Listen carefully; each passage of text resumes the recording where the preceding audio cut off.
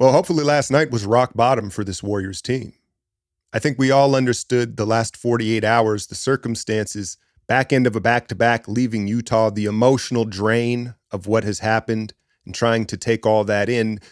Most of us didn't expect a win in LA, but what you hoped for was some pride and some fight. And honestly, that first half was some of the most humiliating basketball I've seen this Warriors team play, at least under the Kerr and Steph Curry era. And, you just wanted them to show some pride and some fight. And you got that in that second half. But, they come up short again. And I think not only are we waiting to see what this looks like with Jimmy come Saturday night, but so are the players, right? And so it was understandable that they took the L. But there's the context behind it. It looked bad. But we're gonna flush that one, right? As they say, and not much to say about that. Although I will say the Lakers, with a healthy Gabe Vincent, healthy Vando, and now Dorian Finney-Smith, all of a sudden, they've got a bunch of defenders. Like, there is a reason they're rolling right now with Luka waiting in the wings. But now that the trade deadline has settled in, we move our focus to perhaps the buyout market, right? Do we have 2 open roster spots? I think there was 3. One is being converted by Quentin Post in his two-way. Pat Spencer, come on down, baby, right? That was a bright spot last night, as far as a dog and someone coming in there and showing some fight. But I thought we would take a look at the list of these buyout candidates, and I'll lead with who I would want the most. It's Larry Nance Jr., 32 years old. He's playing for the Atlanta Hawks.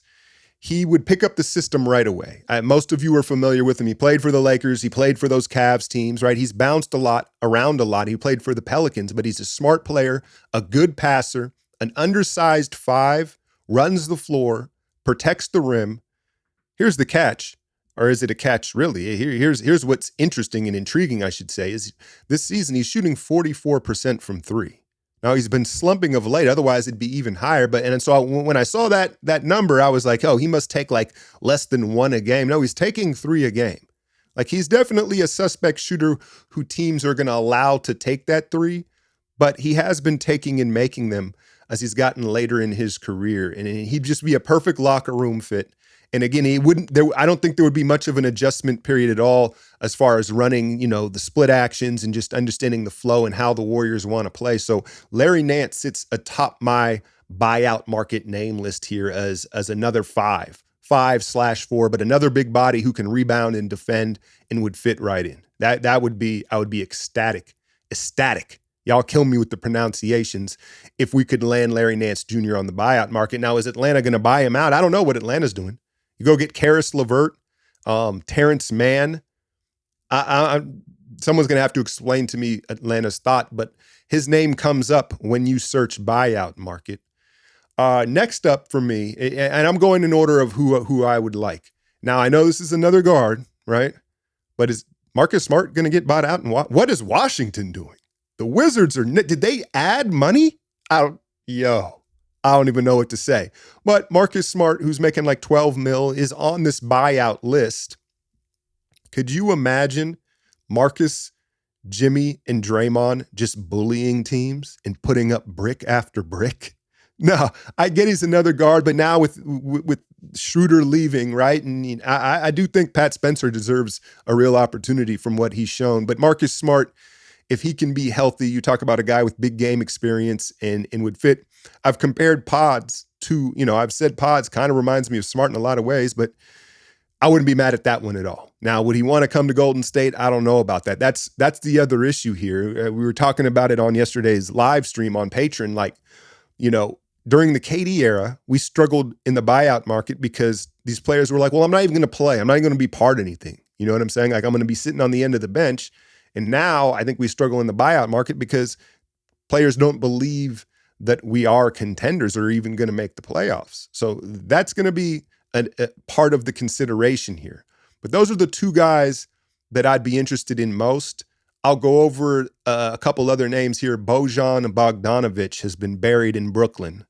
Remember, he was in Detroit, traded to the Knicks. He ends up in Brooklyn. I don't think he's been playing at all. He is 35 years old. He's older, but on paper, in theory, he could play that Bielitsa role. He's a little smaller, 6'7"-ish, 8-ish, right? But what size in a Steve Kerr lineup, right? He could play that 4-5 or play as a front court player, and he is a pure shooter. You know who he is, right? Once he gets going, the caveman boy. So I don't know what he's got left, if he's cooked or not, but if he gets bought out and they took a swing with him, all right, fine. Kelly Olynyk is a guy that has been rumored to the Warriors for 2 or 3 years now. And he ended up in Toronto. What was he in Utah for a while? Played with Jimmy. Didn't he play with Jimmy in Miami? So I'm looking at him. He's 33 years old, shooting 43% from three. We know he can shoot, and we know he's another system fit, a smart passer. And some call him borderline dirty, but he's a rugged player. I'll use that term, right? But I was looking at it. They list him at 6'11". That seems awful generous to me. That seems like Nick Collison being, 6'10". What was that years ago? Now I'm aging myself, right? Olynyk's a little small to play the five, but all these guys are. None of these guys are footers. None of them are 7-footers, right? But obviously, I think Dub Nation and everyone would welcome him with welcome arms. As far as just being a stretch big that we've coveted, frankly, there was talks of trading for him, let alone just picking him up on the buyout market. Daniel Tice was traded. Where was he at? Was he in New Orleans? I don't know where he was traded. He got traded to Oklahoma City, and they're buying him out, apparently. I thought that they would keep him as Chet Holmgren, Isaiah Hartenstein insurance.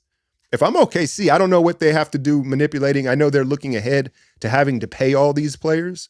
But Daniel Tice, I thought, would have been a nice little insurance policy for their injury-prone bigs. But he, to me, is kind of like a lesser version of Larry Nance Jr. They're very similar. Nance is just kind of better at all the things a little bit. But he's a guy that's been in big playoff games, would pick up the system, high post passer, a rim protector for his size, and he likes that little top of the key jumper as well. It doesn't space it like some of these other guys do. Bruce Brown sounds like he's going to go back to Denver. I know everyone that would probably be in the comments. You're going to say, no, Bruce Brown, get Bruce Brown. I just don't see that happening. I think the connection, Mike Malone and Denver, they're going to figure a way to get him back. Others have brought up Malcolm Brogdon, who's still in Washington with the newly acquired Marcus Smart. Listen, Brogdon doesn't play. I don't know about that one. And you know what might be the most intriguing thing? And shout out to whoever brought that up on the live stream yesterday. Kevin Knox. We've got these roster spots to fill. You remember he had a heck of a summer league for us. There's no doubt he would have got a two-way spot had he been two-way eligible. But he's been in the league since he was like 18 years old, so he was no longer eligible for that two-way spot. So I don't know if you've heard, but he's been down in Santa Cruz lighting it up, balling.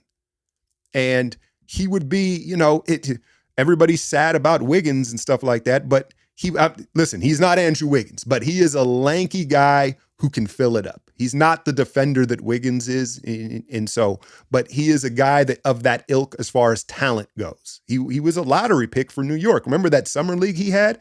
He's lighting it up. It looks like he's come of age, and I think this would be a perfect time to give him an opportunity as a 6'9", and that's what we're going to need. We're going to need spacing, right? And we'll get here. We'll talk a little more about this Jimmy stuff in a second, but I wouldn't be mad at all at giving Knox one of those roster spots. But Larry Nance, that'd be atop my wish list. And I'd also be intrigued with, even though he has a hard time, a lot of these guys have a hard time staying healthy when you look at this list, but Marcus Smart would be intriguing. You talk about adding you'd have 3 of the top 5 dogs in the league and Pat Spencer. Give me a second to tell you about Underdog and their Super Bowl promotion. They've got a no sweat token. So you either cash in or you get your bonus back. They also have a Travis Kelce free pick. They've got a ton of boosts and promotions going over the Super Bowl weekend. And let's be honest, if your squad's not in it, now the festivities, the food, and the socializing is fun, but it's always more fun to play a little game within the game. And that's where Underdog can help you. Again, the no sweat token, the Kelce free pick, and you can click the link in the description, use the code Alchemy. They still got the bonus going. You're going to get up to a 50% bonus on your first deposit of up to $1,000. And it always helps support the channel. As far as listen, it's hard to pick against the Chiefs.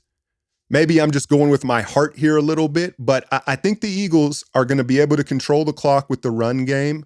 And I feel like the tush push and just the way they can inch their way down the field, they're going to find a way to get it done and block the first ever NFL three-peat. But again, Underdog, links in the description. All right, let's talk about this Jimmy thing, because as the dust has settled and we've all got a chance to absorb this, I think the first thought for everyone is the spacing, right? And it's what makes Quentin Post like quintessential, right? And why we thought Vooch would be on the way, and for whatever reason they couldn't get that done. But you think of Jimmy and Draymond closing games and what that looks like spacing wise, and then you throw Kuminga into the mix, and it's like, man, this probably means we're never going to get rid of Buddy. We're going to see Buddy out there for 40 minutes, right? So the shooting, and that's why that Kevin Knox thing would be interesting, as well as I think what has to be considered when you talk about these buyout options. But watching Jimmy and join the team and give a little quick interview and meet with Dunleavy, and he's talking about, I found my money, my joy again, right? But psychologically, you see the Warriors are just cooked right now, and they need the All-Star break more than anyone in this league right now, Steph Curry especially. But, I think that Jimmy is going to relish the opportunity to come in here and save the day, right? Obviously the big part of the dispute in Miami was money, but the second part of it, I believe, was his role. And he was feeling like, all right, this is Hero and Bam's team, and he wanted to be needed, and he wanted to still have that role. And so now stepping into this team that's desperate and really needs him, I think he's going to relish in that. I think that he's going to feed off that. And then speaking about closing games, the Utah game, we just keep hitting these new lows of worst loss of the year, right?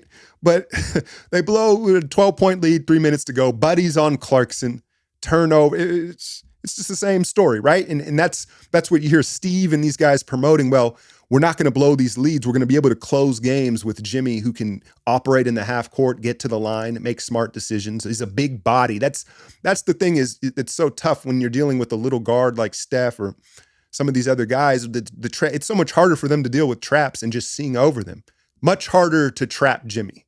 Not that they're going to trap Jimmy and leave Steph, but his ability to make decisions and close games, I think we're all excited about. But watching last night, I'm thinking maybe he can help us start games better, right? Because Steve, Steph, and Draymond, their routine, their rituals, whatever the case may be, we open up every game, no matter the opponent or situation, and we just dig a 10, 12, 15-point hole. We get our teeth kicked in.